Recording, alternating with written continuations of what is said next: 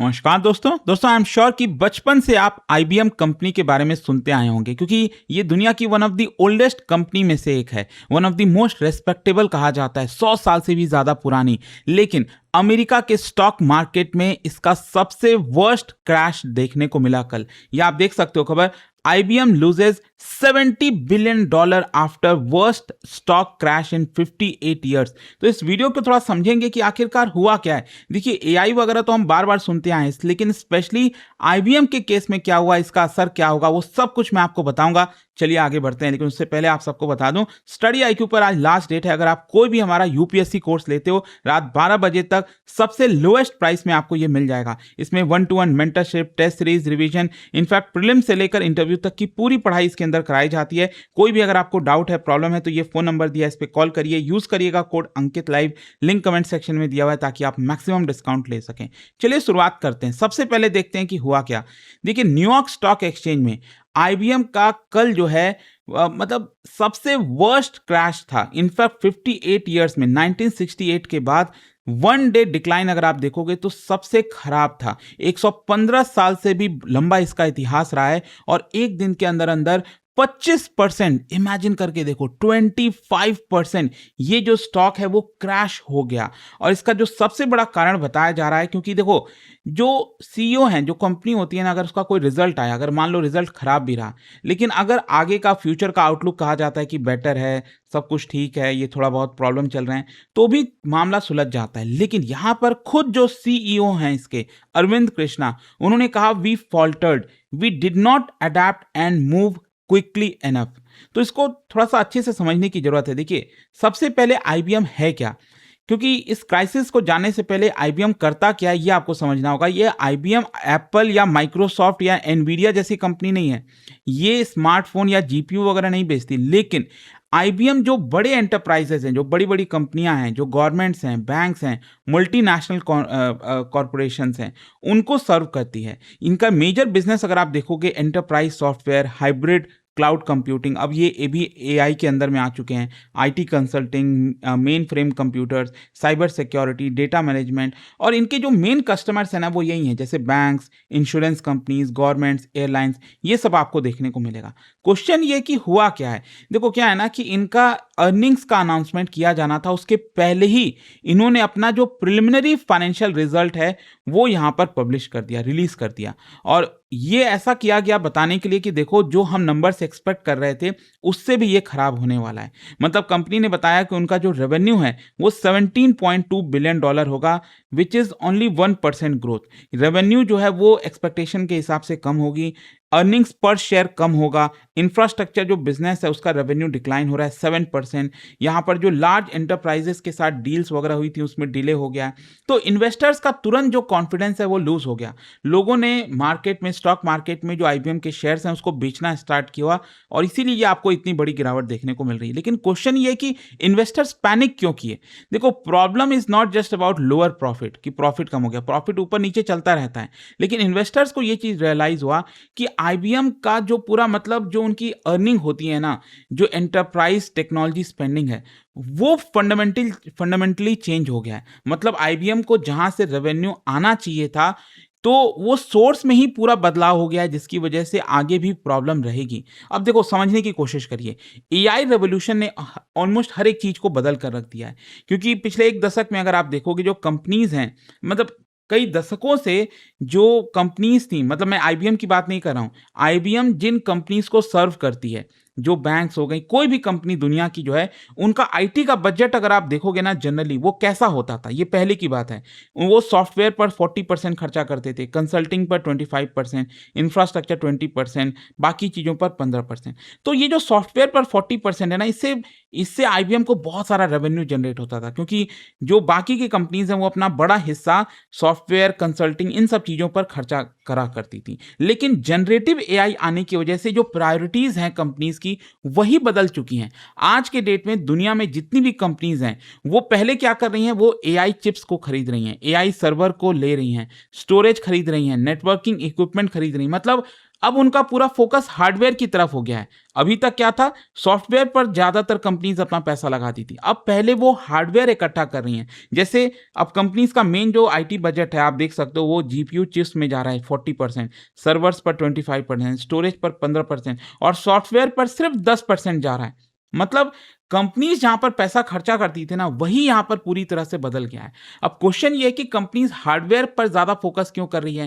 क्योंकि देखो, जो जनरेटिव एआई मॉडल्स है ना, जैसे जीपीटी, चैट जीपीटी या जितनी भी चीजें, तो उसमें क्या है कि आपको ज्यादा कंप्यूटिंग पावर चाहिए। आपको एआई रन करने के लिए जो कंपनीज हैं उनको thousands of graphics processing units चाहिए होता है, जीपीयू, हाई स्पीड प्रोसेसर चाहिए, मैसिव मेमोरी चाहिए, स्टोरेज सिस्टम चाहिए, नेटवर्किंग इक्विपमेंट चाहिए। अगर ये नहीं रहा तो आप सॉफ्टवेयर लेकर करोगे क्या? सो दैट इज वाई जो बिजनेसेस हैं वो पहले यहां पर एआई फैक्ट्री पर फोकस करें। मैं आपको एग्जांपल से बताता हूं। जैसे मान लो आप एक घर बना रहे हो, आईबीएम को ये लग रहा था कि आप अपने घर के लिए पहले फर्नीचर लोगे, कर्टन्स लोगे, टेलीविजन लोगे, डेकोरेशंस वगैरह कराओगे। लेकिन कस्टमर से अपना ज्यादा बजट पहले कहां खर्चा कर दिया? सीमेंट पर कर दिया, स्टील पर कर दिया, ब्रिक्स पर कर दिया, फाउंडेशन पर कर दिया। तो आपने फर्नीचर नहीं दिया ना, तो अब फर्नीचर कौन बेच रहा था? आईबीएम बेच रहा था। तो इसी की वजह से आईबीएम को इतना बड़ा लॉस हुआ है।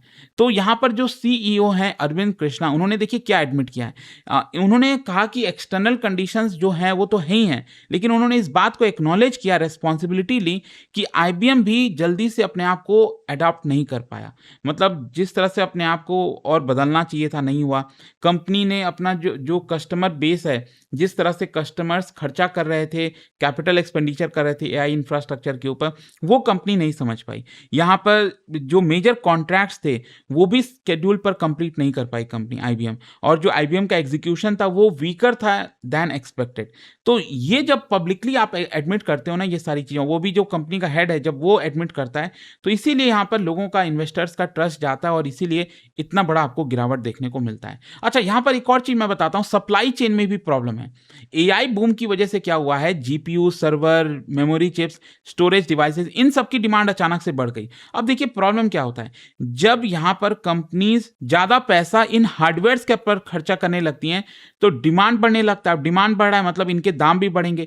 तो अब कंपनीज को यह डर हो गया कि आगे आने वाले समय में इनकी प्राइसेस और ज्यादा तेजी से बढ़ जाएंगी, तो प्राइसेस बढ़े उसके पहले और खरीद लो। तो आप समझ रहे हो, ये पूरा साइकिल जैसा हो गया है कि यहाँ पर लोगों को, कंपनीज को डर लग रहा है कि आगे चलकर इनके बहुत सारा प्राइसेस बढ़ेगा, तो वो और ज्यादा इसके ऊपर खर्चा कर रहे हैं। मतलब अभी उनको हार्डवेयर की जरूरत है 2 साल बाद, साल भर बाद, 6 महीने बाद, लेकिन आज ही उसके ऊपर एक्सपेंडिचर करते रहे। अब जब बाकी की कंपनी इन्हीं सब चीजों पर फोकस करेंगी, खर्चा करेंगी, तो आईबीएम का जो सॉफ्टवेयर वगैरह वाला बिजनेस है वो तो डूबेगा ही। तो यही सबसे बड़ी दिक्कत हुई है। अच्छा, आईबीएम को एआई से फायदा क्यों नहीं हुआ? क्योंकि देखो एक चीज समझिए, बहुत से लोगों को लग रहा है कि एआई जो है वो हर टेक्नोलॉजी कंपनी को इक्वली बेनिफिट दे रही है। ऐसा नहीं है, समझो।